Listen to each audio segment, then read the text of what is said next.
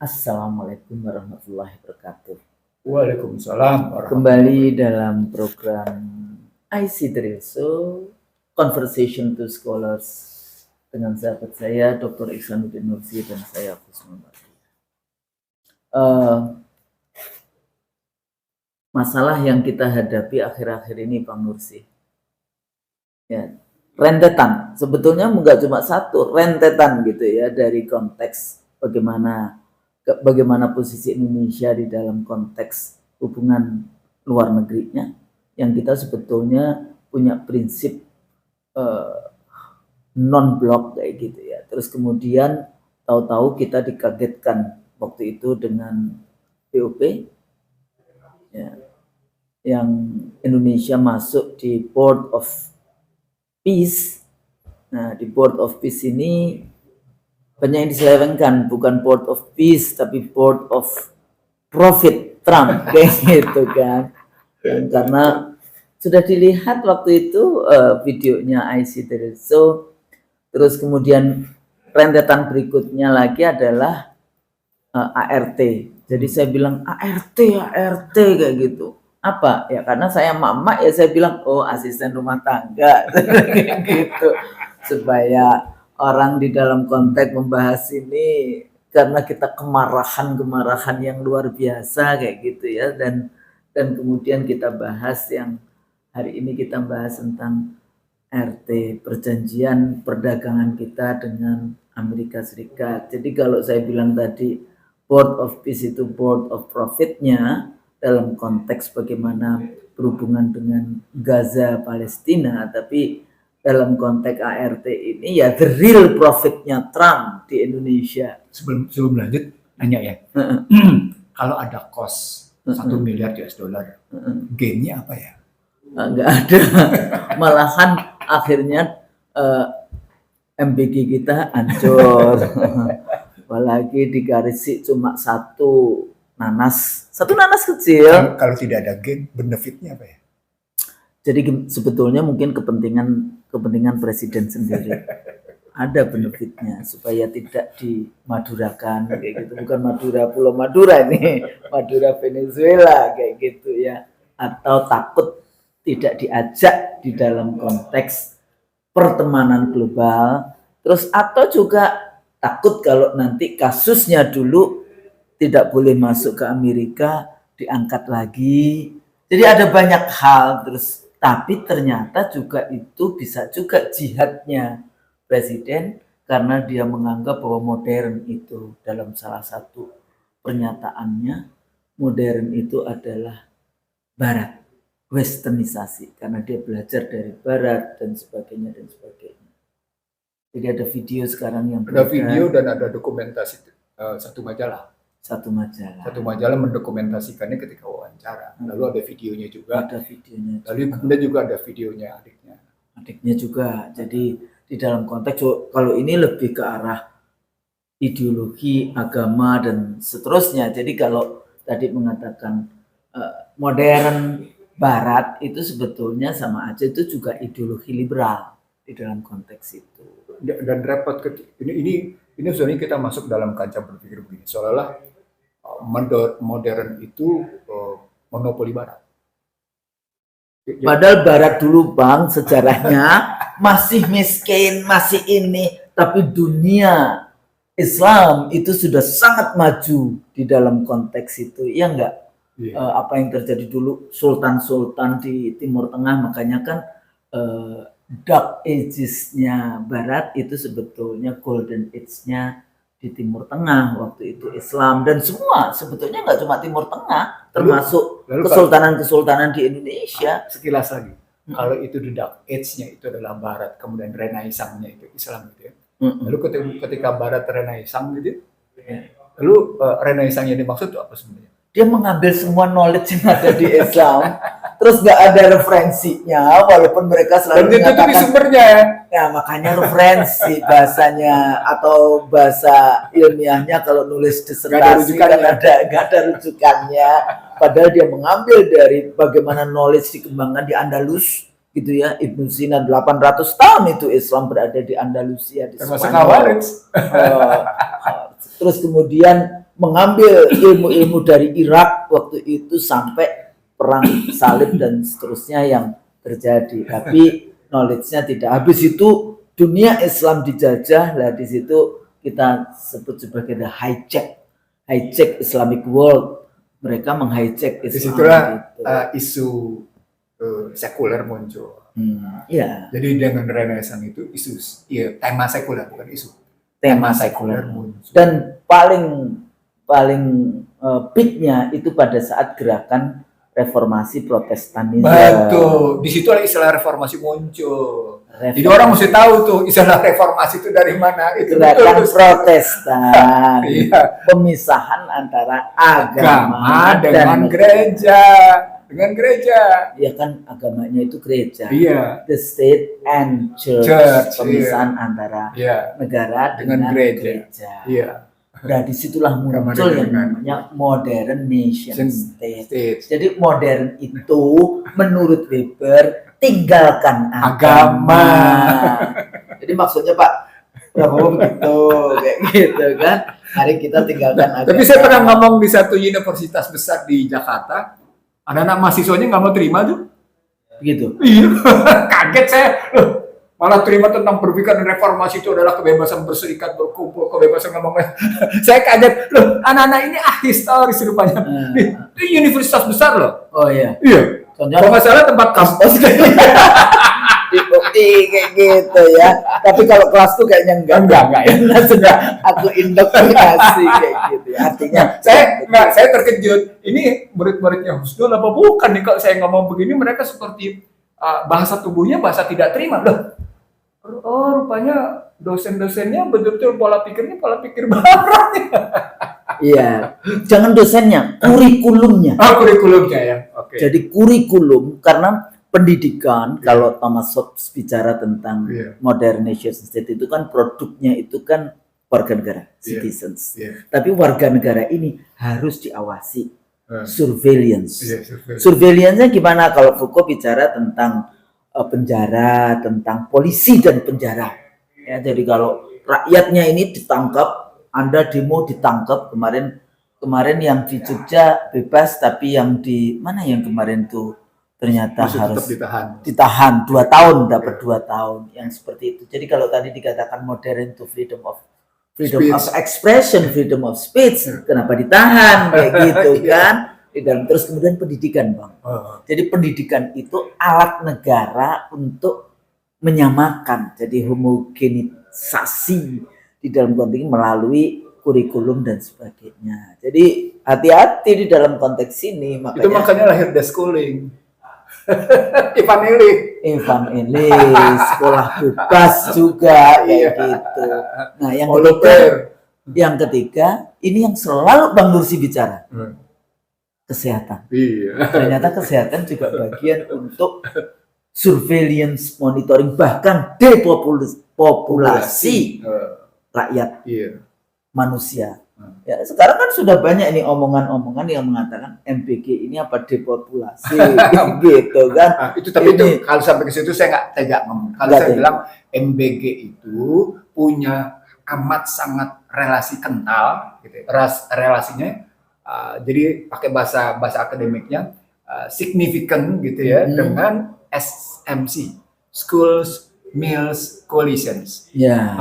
Ketika bicara School Meals Coalition itu berhubungan dengan World Food Program, lalu berhubungan dengan World Health Organization, lalu berhubungan dengan SDG, baru naik ke UNESCO.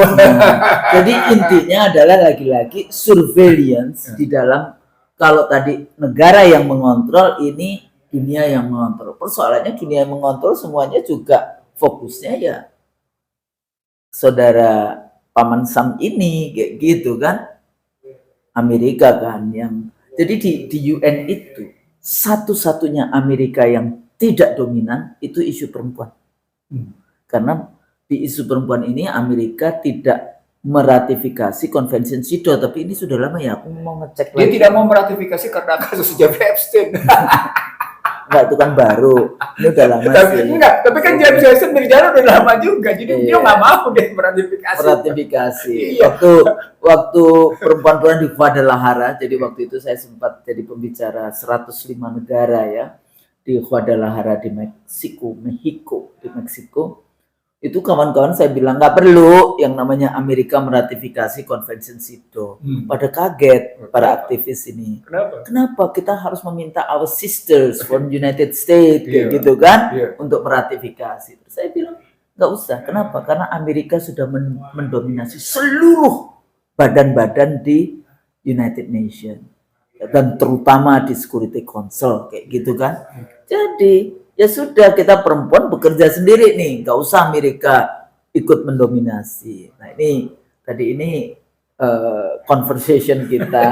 Nah, kita kembali lagi Bang untuk yang ART gitu ya. Kemarin aku tanya ART maksudnya asisten rumah tangga, ternyata ini agreement perdagangan kita. Kita bisa melihat ada beberapa poin. Ini kan rentetan waktu itu kita sudah mendiskusikan ya, bagaimana 32% menjadi 19%. Tapi kalau ngomong tolol kan nggak enak ya dalam kayak gitu. Tapi kita tidak membaca dengan detail. Kita tidak mau melihat dengan detail yang Bang Nursi waktu itu jelaskan kayak gitu. Karena tidak semuanya bisa 32%.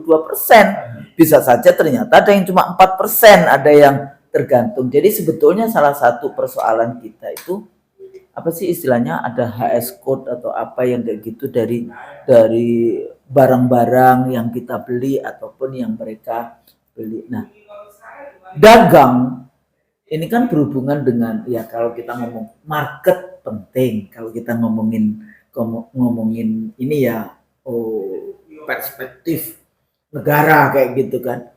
Market penting, pasar itu penting.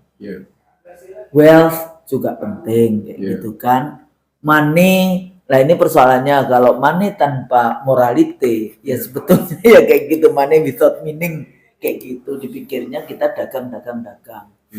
Jadi Bang, kalau kita mau diskusikan beberapa masalah dari mulai kelembagaan, dari mulai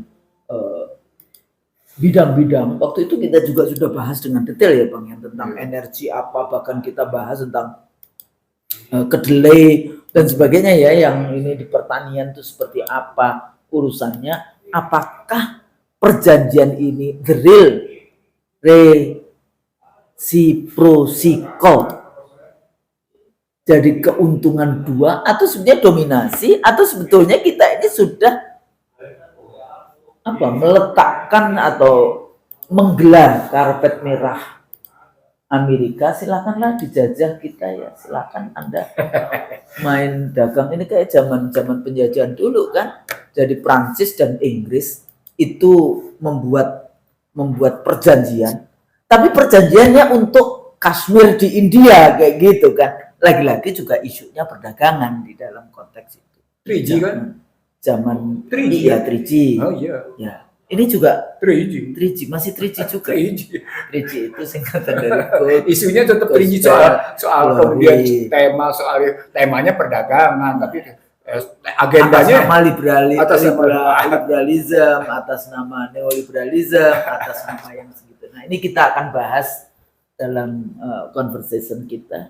Jadi ART kita ini sebetulnya, dan kemudian boleh juga disebutkan aktornya siapa sih sebetulnya, adakah di dalamnya suap menyuap, atau sebetulnya hanya sekedar kalau kita itu bangga sudah duduk dengan Trump kayak gitu kan, terus sebetulnya apa saja yang diminta Trump diberikan. Nah ini sebetulnya meletakkan Indonesia adalah the most populous Muslim country in the world.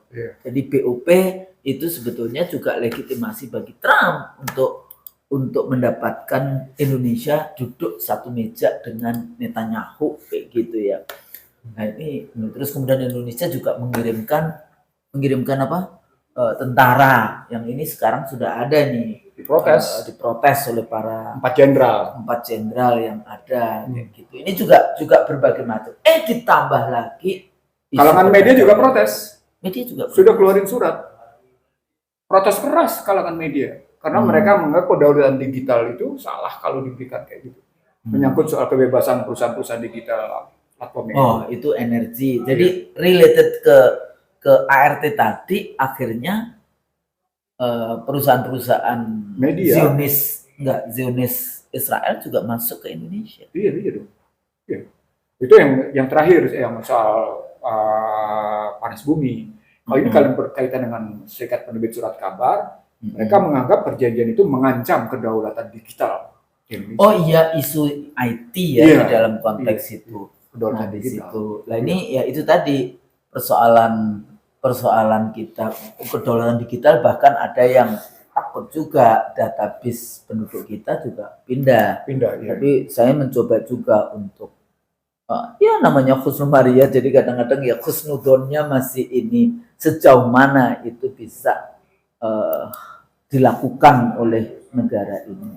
Nah, tapi kalau rezimnya itu tidak cerdas di dalam melihat beyond perjanjian itu, ya kita sebetulnya sudah ditaklukkan dalam konteks itu. Nah, kita mulai dari mendiskusikan ART ini ada beberapa poin yang penting, Bang. Oke, kita mulai dulu dengan tema besarnya. Tema besarnya agreement between the United States of America and the Republic of Indonesia on reciprocal trade. Lalu dikenal dengan istilah agreement on reciprocal trade, gitu ya, between US and Indonesia, maka disingkat ART. Itu singkatnya begitu. Nah, ini ada yang saya pegang dokumennya. Ini ada 45 halaman. Ada 45 halaman. Lalu kalau kita lihat garis besarnya, kita bikin dulu garis besarnya. 45 atau berapa? 45 halaman. 45 halaman. Ini ditandatangani. Detail sih. Di situ detail. Kalau kita the devil is in the detail, itu di situ tuh. Kalau kita nggak tahu. Tapi memang style Anglo-Saxon gitu. Style Anglo-Saxon selalu di perjanjian detail. Beda dengan Anglo-Saxon, beda dengan Eropa kontinental. Karena Eropa kontinental sudah di buku, jadi mereka tinggal menuangkan lebih lanjut itunya. Kalau Anglo-Saxon begitu dia bikinnya, perjanjian pelaksanaannya detail. Gitu. Detail. Itu stylenya begitu. Nah, lalu yang kedua ini isinya terdiri dari 1.819 pos tarik produk Indonesia yang mendapat tarif 0%, gitu ya, menarik di sini. Tapi juga ada produk dari kita yang terkena 19%. Nah, yang 0% itu sawit, kopi, kakao, karet, komponen elektronik, semikonduktor, dan lainnya. Perjanjian ini baru akan berlaku nanti efektif 90 hari setelah kedua negara menyelesaikan prosedur hukum domestik. Artinya harus ada undang-undangnya dong. Harus diratifikasi. Dan diratifikasi kalau tidak digugat ke Mahkamah Konstitusi. Oke. Jadi kalau melanggar konstitusi, ya itu jadi artinya itu pun kebiasaannya walaupun dia gugat ke Mahkamah Konstitusi, ratifikasi tetap jalan. Nah, ini nanti kita mau ngelihat to say, sampai seberapa jauh kualitas DPR. Walaupun kita sudah bisa duga, tapi senyumnya jangan gitu dong. Udah saya baca ini. Waktu kemarin kayaknya si Bapak Presiden ini sudah dapat garansi kali ya dari DPR, dari Mister yang sangat dekat itu, Mister Daskola sebutkan seperti itu. Nggak tahu sih. Jadi terus ya DPR-nya. Tapi Amerika juga sama, dia harus mendapat persetujuan Kongres.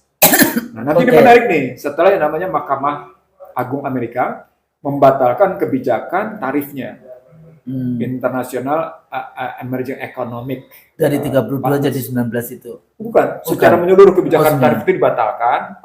Nah, tapi kan isinya cuma membatalkan tarif, tidak membatalkan hal-hal lain. Misalnya tentang keharusan Indonesia ikut memberikan sanksi, ikut memberikan tidak melakukan transaksi apa-apa dengan pihak yang diberikan sanksi oleh Amerika. Itu kan sebenarnya bukan perjanjian dagang. Iya. Nah, makanya mesti kita lihat dulu sebentar.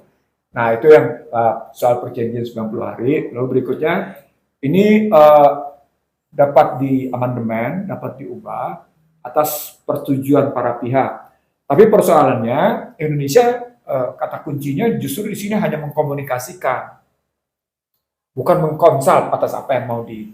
Jadi artinya posisinya lebih rendah kondisinya gitu. Nah, Indonesia punya komitmen membuka akses pasar sebesar-besarnya bagi produk AS di sini, dari mulai energi, Boeing, jagung, kedelai, lalu juga menghapus terhadap perizinan dan mengakui standarisasi. Ini menarik nih. Yang terakhir ini menarik. Jadi selain tadi perdagangannya, ketika masuk ke dalam persoalan penghapusan label, penghapusan perizinan, pengakuan standar label Amerika, itu yang halal itu. Iya, pengakuan standar Amerika gitu ya.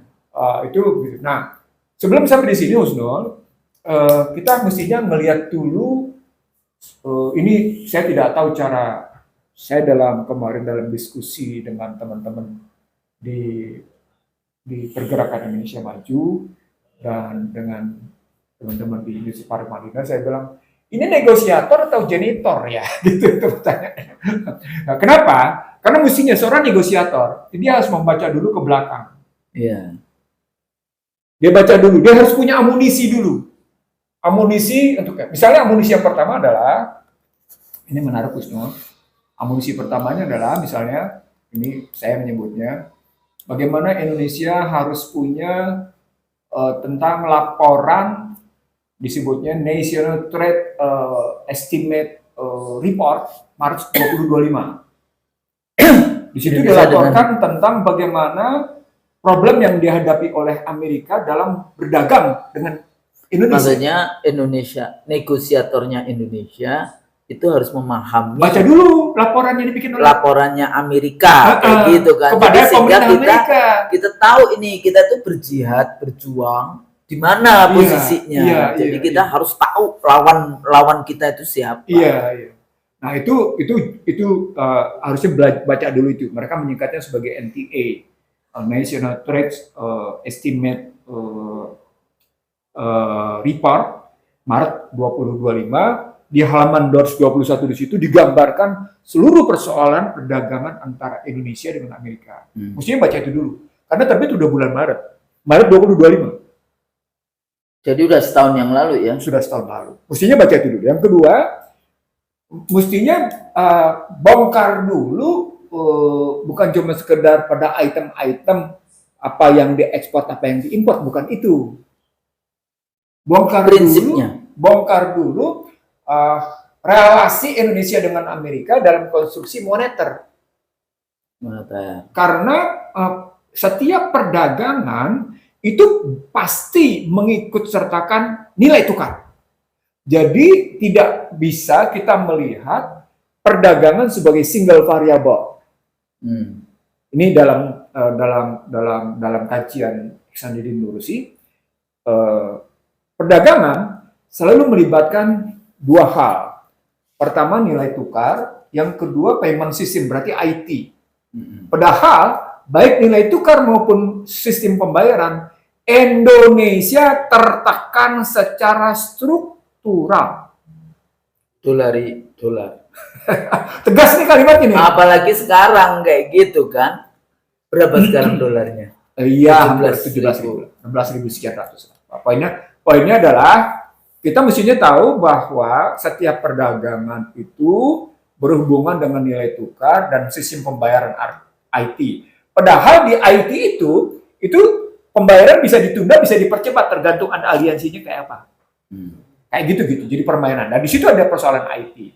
Nah, ketika masuk pada persoalan perdagangan adalah masalah nilai tukar, maka dia berarti berhubungan dengan suku bunga dan inflasi.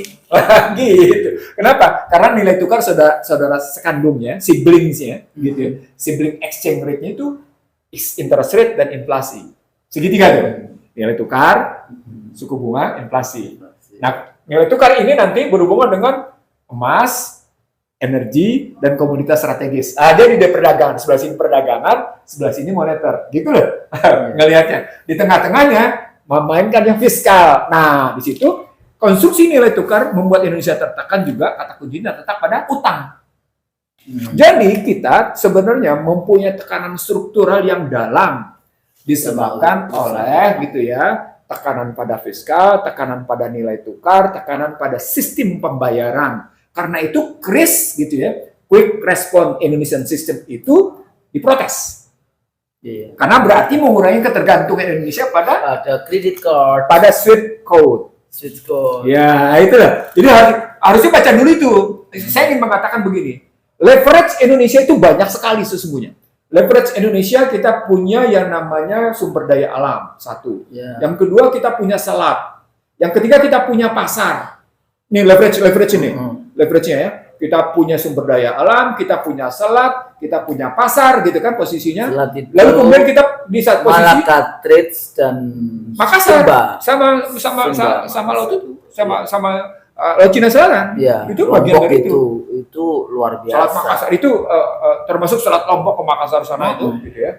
Karena lintasnya Australia gitu, termasuk dari kemudian masuk Australia. Indonesia itu termasuk kontribusi sampai yang lewat itu ya perdagangan itu katanya up to 70% dari dunia. Saya belum punya angka soal itu. Siapa ya dulu? Saya pernah sih international conference di Kuala Lumpur bicara tentang Selat Malaka. Ya, jadi tapi itu kalau Selat Malaka itu diakui sebagai milik ketiga negara. Indonesia, Malaysia, dan Singapura. Ya Singapura itu cuma satu titik, yang paling panjang itu Indonesia. Tapi kenapa justru Singapura yang menjadi pusat? Dari studinya teman saya di USU Medan, Pusmeri itu, Singapura itu tiap tahun bisa mendapatkan revenue-nya sampai 40 triliun. Indonesia 1 triliun. Ya itu karena dia lebih menguasai. Oke. Jadi itu beberapa fungsi leverage-nya. Jadi selain leverage tadi kita kayak gitu ya. Market pasar karena market, kita posisi 275 juta. 282. Oh, bukan 282 juta. 280 juta. Sumber daya alam. Lalu betapa salah satu buktinya kenapa Freeport tergopoh-gopoh minta perpanjang sampai dengan 2061. Itu salah satu bukti. Dan kenapa itu tidak didaya gunakan sebagai faktor negosiasi gitu? Tapi lupakan dulu. Pertanyaan itu lupakan dulu. Saya ingin bicara leverage-nya dulu. Jadi posisinya para negosiator ini tidak mengerjakan PR-nya untuk bernegosiasi. Kalau kita mau lihat kayak gitu, tadi selain kita menggunakan tadi dokumen NTA, lalu kemudian kita melihat posisi bagaimana Amerika sudah mulai merancang konsep perjanjian dagang antara Indonesia dengan Amerika pada Juli 2025. Jadi ada dua peristiwa. Ada dua peristiwa gitu ya. Dan itu pernah kita presentasikan di IC The Real Show dan beberapa kali saya ngomong di beberapa forum gitu ya. Berapa kali gitu saya ngomong di forum di Bandung, di Surabaya, di Jakarta gitu ya saya ngomongnya. Nah, lalu pada posisi itu tidak melihat bagaimana Amerika menggunakan tarif itu sebagai alat untuk memproteksi diri. Yang disebut dengan proteksionis. Jadi kalau dulu ada seorang ekonom bangga betul dengan kajian non-tariff barrier gitu ya.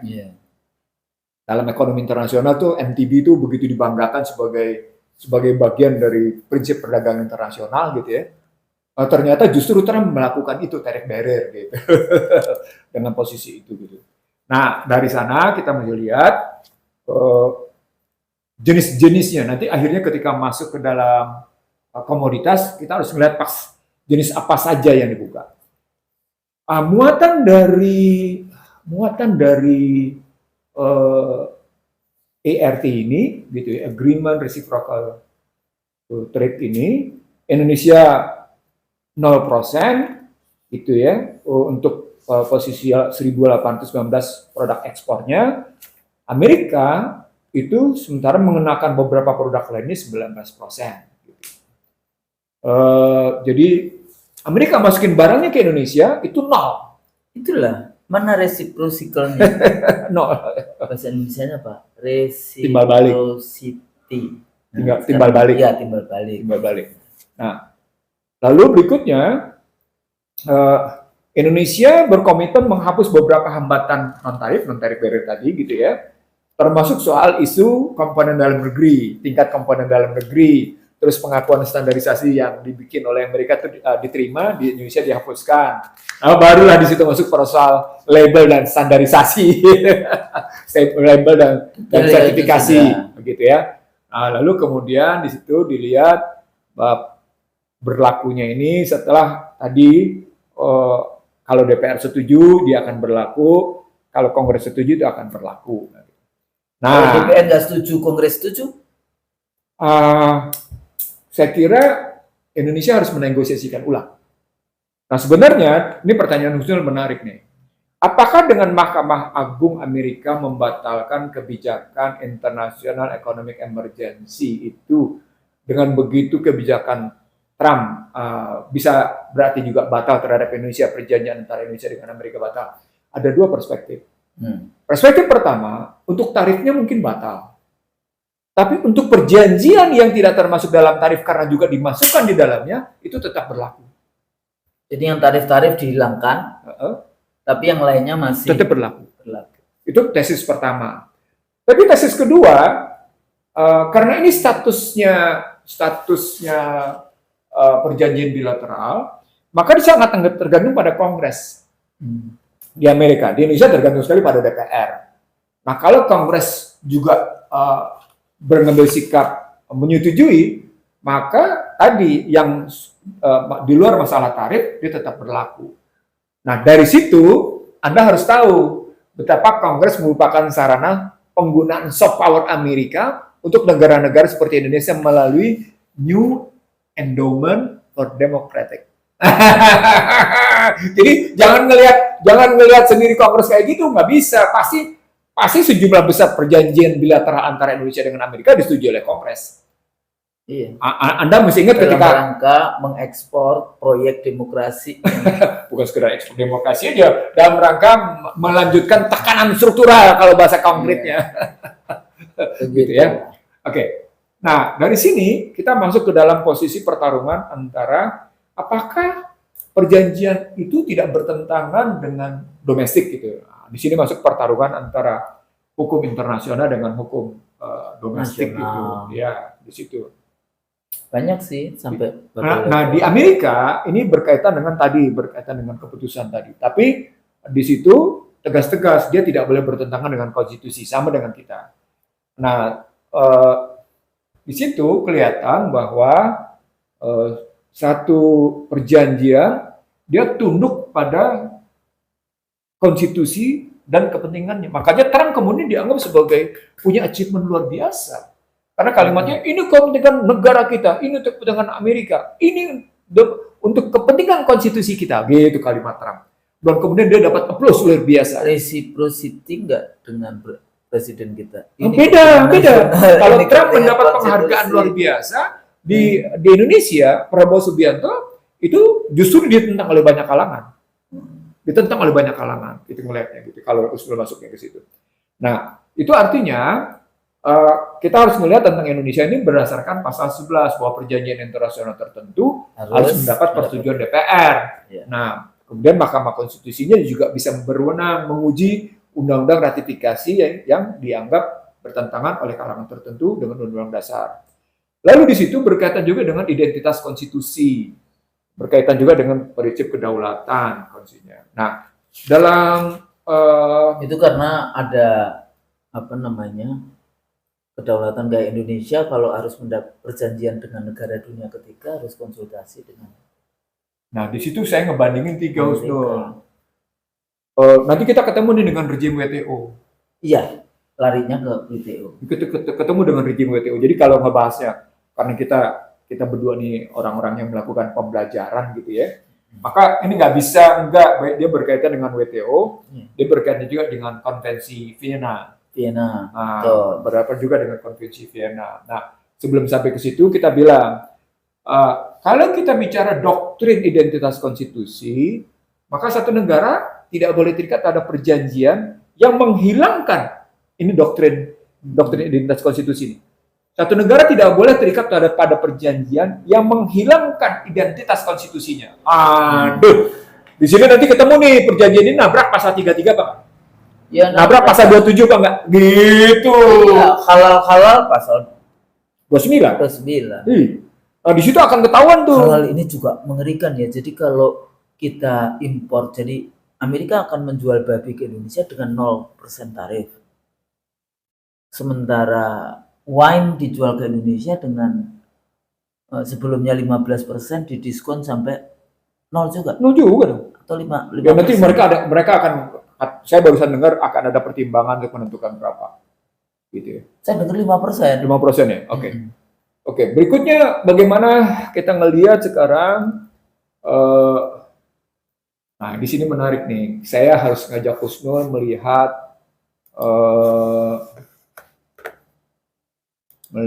lebih lanjut dokumen 45 halaman itu, ya. Dokumen 45 halaman itu, nah ini sebentar nih ya. Ini karena nggak bisa kita Husnul bicara tanpa data nggak mungkin. Detail ya. sih, Iya, oke ini dia. Sekarang mari kita lihat Indonesia dalam kalimat shawl. Berapa banyak didapat?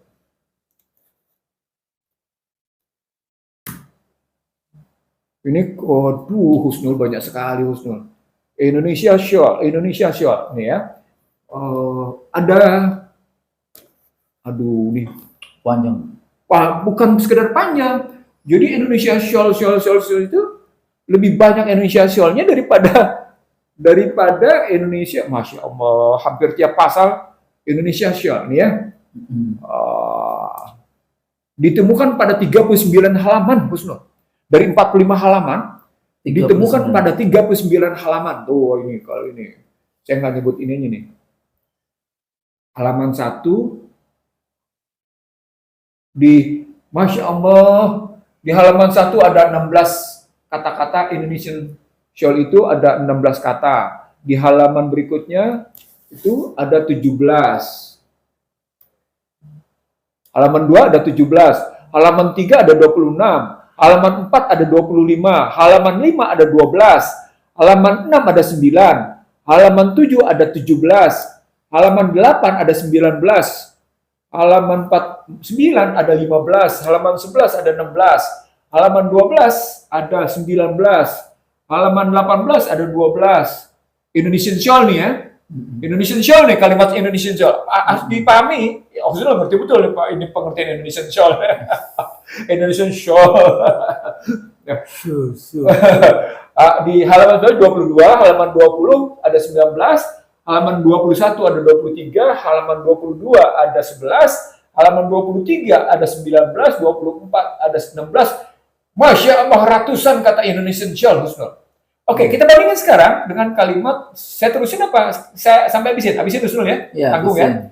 Halaman 25, 25, ada 25 kata-kata Indonesian shawl, 26 ada, halaman 26 ada 22, 27 ada 19, 28 10, 29 2 kata, halaman 30, halaman 36, halaman 32 8, halaman 33 ada 16, halaman 34 ada 9, halaman 35 ada 10, halaman 36 ada 13, halaman 37 ada 6, halaman 38 ada 12, halaman 39 ada 16, halaman 40 ada 15, halaman 41 ada 19, halaman 42 9, halaman 43 10. Panjang Bang, sampai 230. Halaman 44 ada 20, halaman 42 berapa? 230 kan? 230. Amerika cuma satu aja, Amerika Serikat. Nah, tunggu sebentar. Kita fair. Consider Indonesia to be the breach of its commitment. Gitu ya. In paragraph 2. Usul dapetin langsung ringkas, tapi saya tadi detailin pakai gitu ya. Panjang soalnya, sampai 230 kan nggak mungkin gitu. Iya, nggak mungkin. Nah, sekarang kita lihat United States ya. Soalnya kayak gimana? Jadi semua Indonesia kecuali satu Amerika yang terakhir tadi. Jadi kita juga sudah bikin data ini. Iya. Ini ada sih beberapa Amerika. Dari 130 itu kalau 1, dari 2, 3, 4 United States Seoul itu ada 6, di 26 halaman Husnul. 7 di 26 halaman Husnul. 8. Jadi ada 8 dari 230 yang tadi. 231.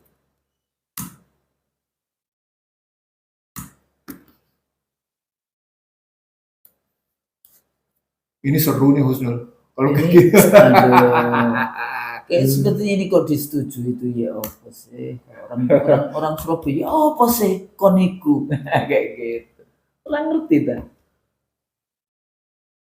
Indonesia shall take effective action to implement the WTO Joint Initiative on Services domestic regulation, including submitting its revised specific commitment for certification by the WTO. Masya Allah, bisa begini ya. Bisa begini ya. Nggak ada tuh ditemukannya namanya. Indonesia shall ratify tadi itu ya, or accede to any fully implement each of the following agreement within 2 years of the date of entry into force of this agreement. Jadi apa saja yang harus directify? Convention relating to the distribution of program carrying signal transmitted by satellite dan by Brazil Mei 21 74. Indonesia harus Geneva yang tadi dikatakan ya, Geneva Act of the Hague Agreement concerning international registration of industrial design dan by at Geneva 2 Juli 99. Patent Law Treaty dan by Geneva Jun 1 2000. International Convention for Protection of New Varieties of Plant, tanaman juga. Dan at the Paris on December 2 61. Ini saya baru lahir nih. As revised of Geneva Maret 91. Terus juga harus rectified Singapore Treaty on Law of Trademarks dan at Singapura Maret 27. Ini apa nih maksudnya? Kita harus meratifikasi semua itu untuk mempermudah perdagangan dengan Amerika itu. Iyalah, pokoknya harus bagaimana kalau dilihat dari itu ya, tadi yang saya bilang tidak imbang kok. Nah, sudah nggak imbang. Mana reciprocity-nya? Tidak ada. Ya, jadi imbang. Yang jelas itu tadi penjajahan yang kata kalau saya sih jelas. Ini juga Bang kalau kita mau bahas ya. Ternyata dalam pemikiran Islam Al-Ghazali Al-Ghazali itu kan 1100 ya. Yeah. Itu sudah bahas di mana waktu zaman Al-Ghazali itu Timur Tengah sudah kaya gitu, sultan-sultannya Arab masih miskin. Bahas tentang money. Apakah perdagangan itu honest? Enggak. Nah itu di situ dia sudah honest, itu menjadi sangat penting di dalam konteks kalau kita mau bahas tentang ini. Dan tadi padahal itu waktu itu kapitalisme belum ada ya. Yeah. Dia bicara juga bagaimana currency stabil nggak currency? Enggak. Karena bicara tentang uang, meaning dan uang power di dalam konteks itu. Currency-nya enggak ini. Terus kemudian perdagangan penuh dengan cheating ya, tidak ada trust. Bagaimana trust? Transaction cost-nya gimana? Iya. Jadi udah jauh lebih maju dari cara berpikir Krugman kalau saya ngelihatnya. Kita kan selalu ngomong Adam Smith ini. Al-Ghazali sudah bahas tentang money, power. Jadi kalau ngambil perdagangan biasanya Husnul teorinya ada 3. David Ricardo, Oslin, sama terakhir Krugman. Saya ngambil Krugman karena yang dianggap modern itu Krugman. Nah, jadi sebelum sampai ke Krugman, saya kebetulan memang ngebahasnya gitu ya. Nanti kita bisa lihat sebenarnya Indonesia lebih mengambil manfaat apa. Nanti kita bikin studi bandingnya gitu ya. Kita lanjutin dulu. Nah, pertanyaan-pertanyaan muncul. Dengan kewajiban Indonesia kayak gitu, sel gitu ya. Harus. Apakah kita punya ruang moneter dan ruang fiskalnya lebih luas atau enggak? Gitu. Larinya kan ke situ. Lalu secara konstitusional dia perjanjian ini mempersempit kedaulatan, memperluas kedaulatan. Atau bahkan menurunkan grade kedaulatan. Itu kita kan selalu ngomong ya udahlah nggak kedaulatan, kemandirian. Iya. Belum itu kan satu langkah Ketahanan, kemandirian, kemudian kedaulatan. kedaulatan. Ketahanan ini soal penyediaan, Iya. dengan ketersediaan available, Iya, bisa dijangkau, affordable, Mm-mm. acceptable, accessible, Mm-mm. dengan kualitinya segala macam. Kalau kemandirian itu soal Mm-mm. produksi sendiri. Produksi. Tapi sendiri. kalau soal kedaulatan kedaulatan itu itu hak lebih tertinggi, tertinggi. memproduksi sendiri, mengatur Mm-mm. sendiri dari mulai sumber daya, produksi, distribusi dan harga. Gitu, Nah, sampai kayak gitu. sampai harga, padahal produk kita saja harganya ditentukan, timah ditentukan di Inggris. Kalau timah Sawit? Inggris ya. Sawit di mana?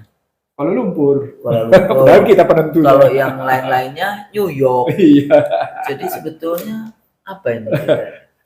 Terus ya, lalu kita terusin lagi di sini. Maka di sini kalau kita ambil isu ini tadi, kita harus melihat bahwa soal perdagangan ini lebih ke persoalan apa yang kita sebut sebagai kedaulatan konstitusional, Husnul. Jadi nggak bisa sekedar kita melihat ini menarik, Husnul. Nggak bisa kita ngebahas cuma sekedar sebagai perjanjian dengan pendekatan fungsional, tapi harus kita lihat secara struktural. Nah, di sini kita harus melihat sampai seberapa jauh konstitusi memang berdaulat mengarahkan perjanjian dagang ini.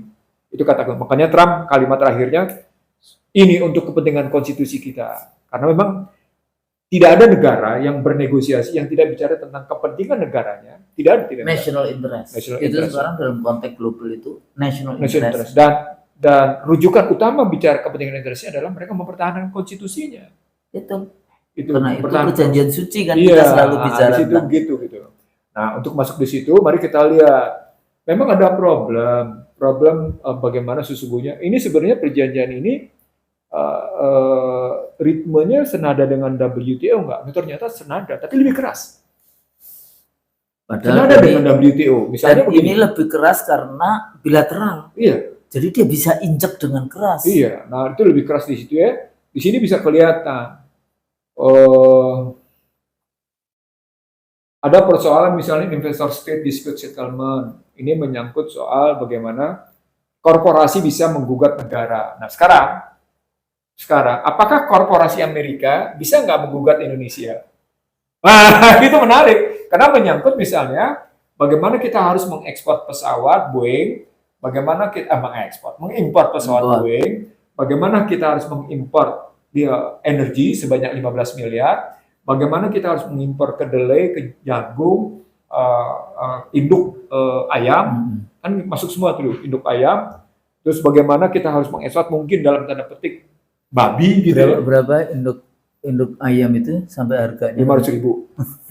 Nah, itu sampai kayak gitu kita ngeliatnya gitu. Nah, itu muncul pertanyaan kayak gitu. Nah, di situ kalau sampai perjanjian itu menggambarkan korporasi bisa menggugat negara, maka sebenarnya ada problem tekanan yang disebut dengan membangun kedisiplinan negara yang membuat kebijakan. Nah, di situ sebenarnya apa yang diperjanjikan oleh Amerika terhadap Indonesia dan Indonesia menyetujui, paling tidak kita punya studi banding tentang bagaimana WTO, bagaimana IMF, bagaimana Bank Dunia, dan bagaimana Morgan Stanley Capital itu MSCI. Nah, di situ model semuanya adalah model di mana pihak yang tunduk pada perjanjian itu tunduk pada disiplin eksternal.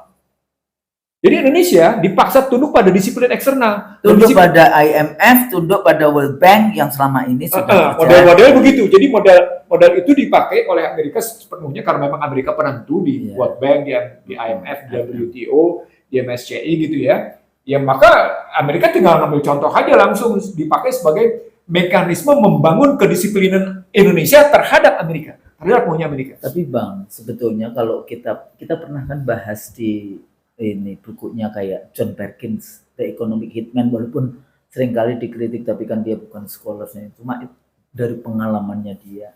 Satu kekuatan dari Emang kenapa sih kalau bukan scholar terus kayak gitu sebagai fakta? Ya kan enggak, saya sampaikan kritik, tapi saya pakai yang namanya ini begini, ini nggak fairnya orang Indonesia.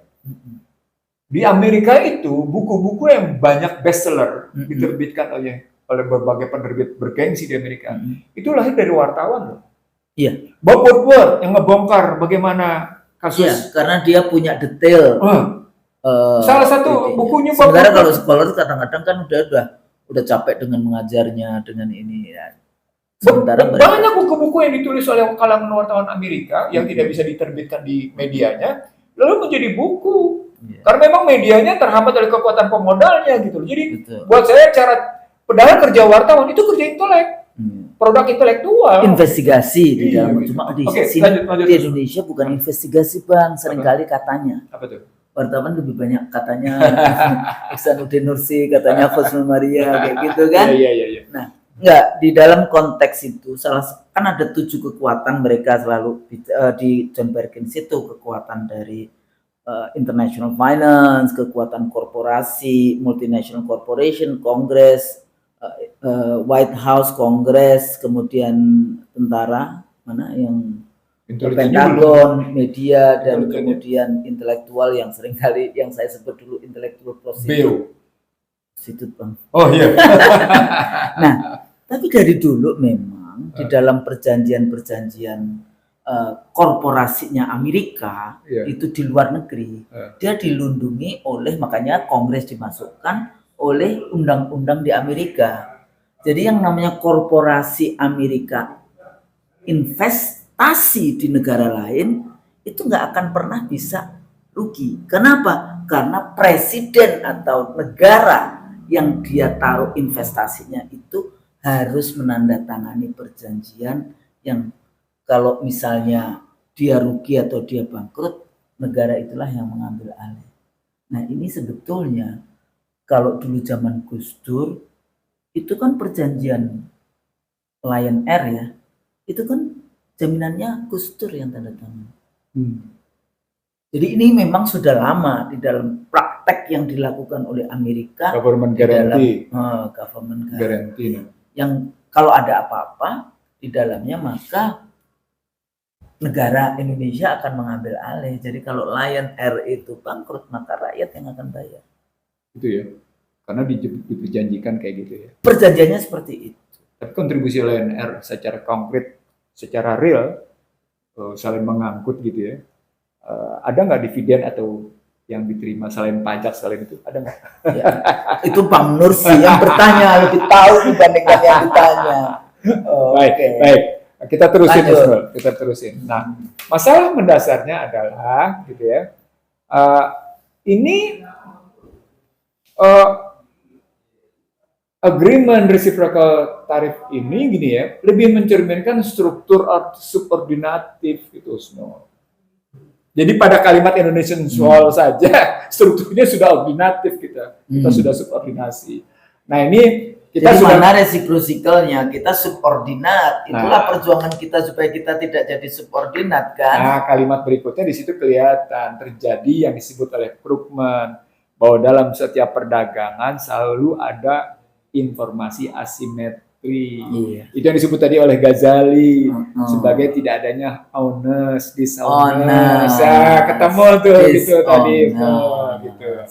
Nah, tetapi suka tidak suka karena ini sudah menjadi perjanjian, maka berlaku dalam TESA global, TESA universal. Apa itu? Fakta sunt servanda. Setiap perjanjian yang dibuat, dia mengikat yang membuatnya. Gitu loh. Jadi perjanjian yang dibuat itu mengikat para pembuatnya. Dalam hal ini mengikat Indonesia, mengikat Amerika. Nah, di sini tunduk dia pada Vienna Convention Law Treaties pasal 26. Every treaty in force is binding upon the parties to it and must be performed in good faith.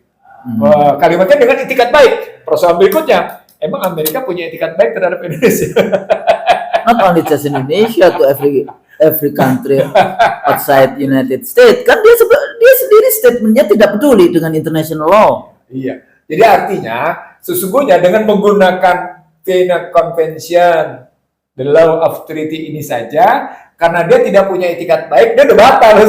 Jadi nggak boleh karena dia tidak tunduk pada ini. Kan tapi persoalan pokoknya apa iya Amerika peduli dengan hukum internasional? Kan dalam beberapa hal sejak Trump ini sudah terbukti Amerika tidak tunduk pada hukum internasional. Ini ada juga Bang yang Kementerian Koordinator bidang perekonomian Republik Indonesia udah defensif semua. Oh iya, defense dong, habis dong, defense. Defensif semua defense, pasti harus. Karena dia negosiatornya. Kementerian ini. Erlangga Hartarto. Pasti defense habis-habisan. Ini? Tapi defense habis-habisan itu pun tidak ada guna karena sudah tergelar habis. Iya, dan dipikirnya kita nggak bisa baca kali ya. Ada 22 isu yang dia defense itu. Iyalah 22 isu itu yang kemudian juga nanti kita bahas bisa terbahas, cuman persoalan waktu ini karena di sini Jumatan. Itu tadi kita lihat di situ ya di pasal 26. Di pasal 27 gitu ya. Negara tidak dapat menggunakan hukum nasional sebagai alasan untuk tidak melaksanakan treaty. Di situ artinya Vienna Convention Law Treaty tadi juga mewajibkan negara melaksanakan traktat tadi. Jadi perspektif di sini gitu ya. Kalau kita tadi ngambil konflik antara perjanjian bilateral atau hukum internasional dengan kedaulatan, itu tidak serta-merta perjanjian itu batal karena kemudian bertentangan dengan konstitusi. Nah, tetapi di sini ada lagi ketemu. Sesungguhnya dia punya masalah dengan 4 hal. Yang pertama, nilai-nilai yang berlaku di masyarakat. Gitu ya. Nilai-nilai yang berlaku di masyarakat. Kalau nilai masyarakat menyatakan bertentangan, dia nggak bisa diterima perjanjian. Jadi keleluasan. Tapi siapa yang menyatakan, oh ini perjanjian bertentangan, udah jelas-jelas bertentangan gitu ya, urusan halal, urusan label yang kayak gitu, urusan kedaulatan menabrak. Ya. Nah, terus berkaitan dengan yang tadi, dengan yang kedua apa? Dengan konstitusi. Nah, yang ketiga dengan regulasi. Nah, yang berikutnya dengan azas-azas umum yang berlaku dalam masyarakat. Azas umum misalnya, masa sih kita dagang dipaksa untuk belanja, orang belanja kan boleh kemana aja kan gitu, gitu misalnya. Itu kan konsultasi dengan. Nah sebenarnya Amerika, gitu kan. Apalagi terus kalau Amerika berikan sanksi kita mesti ikutan gitu loh. Kita juga nggak ada urusannya dengan kita juga harus ikutan sanksi. Lah. Gimana? Itu kan bertentangan dengan azas umum gitu. Enak di lu, nggak enak di gue. Nah, gitu kalau berantemnya anak-anak Jakarta. Nah, di situ kita ketemu dengan persoalan bagaimana sesungguhnya problem yang kita punya dalam rangka, di sini maksud nih, karakter pemimpin. Ideologi, karakter. Iya, di sini menyangkut akhirnya ke soal karakter pemimpin. Karakter pimpinannya mau gimana? Tapi sama gitu. Ini sebetulnya karakternya antara Trump dengan presiden kita. Benar nggak? Enggak. Beda. Apa coba jelaskan bedanya? Gimana ceritanya Trump begitu kokoh bicara tentang saya begini demi konstitusi walaupun MAGA, make America great again. Itu yang saya bilang sebenarnya antara republik. Tapi di sini kan bicara juga nasionalis, patriotis. Kan selama ini gitu. Hasilnya kalau Trump konkret. Saya takutnya Bang, semua apa yang sekarang sampai hari ini Presiden laksanakan itu persis judul bukunya sendiri. Masih ingat dulu saya. Paradoks Indonesia. Paradoks.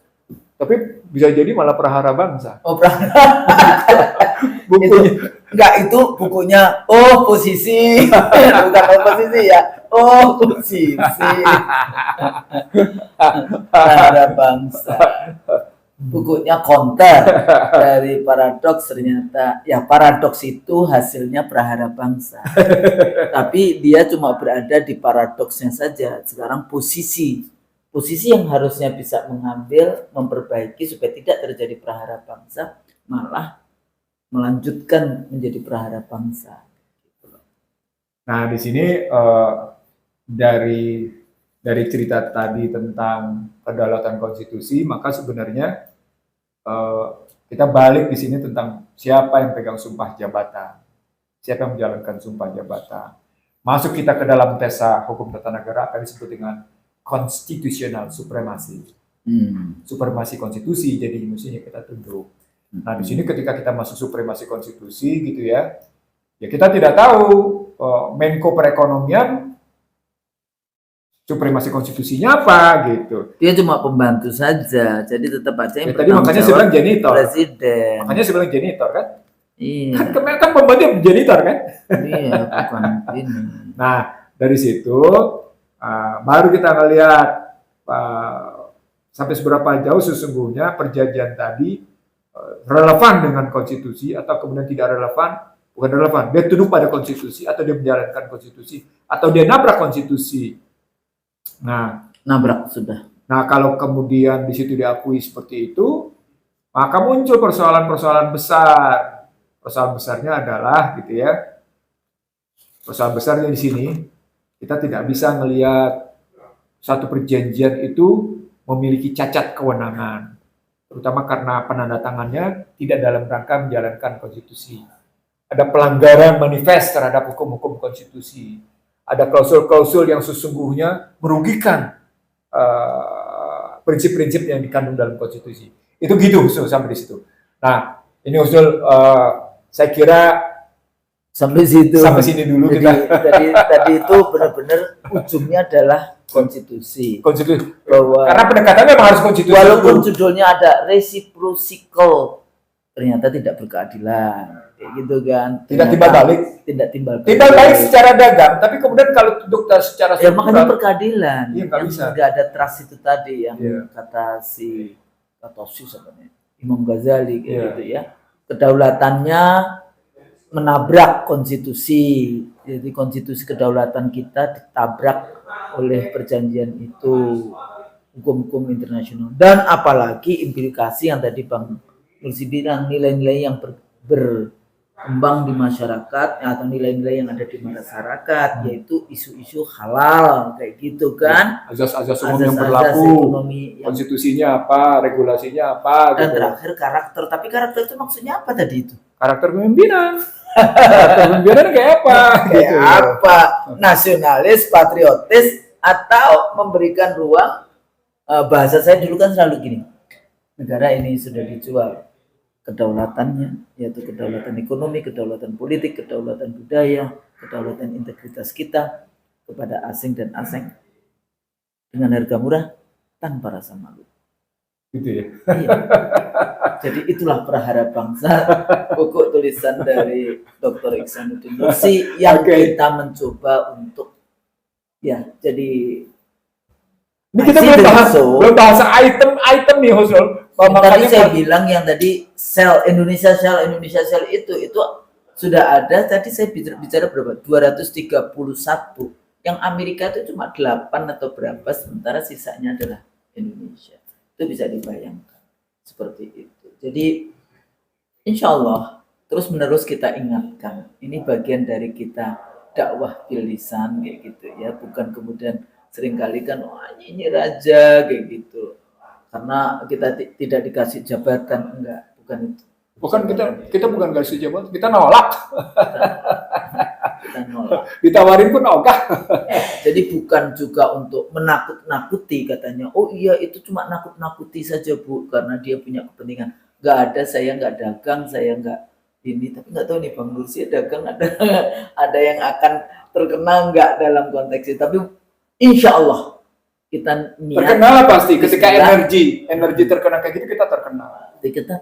Kita akan jadi objek dan kita akan jadi korban dari semua itu. Jadi jauh lebih baik mari kita secara kritis ya, kalau perlu ya kita sampaikan ini kepada Presiden bahwa perjanjian ini sebetulnya di bulan Ramadan ini selamat kan, selamat. Amin.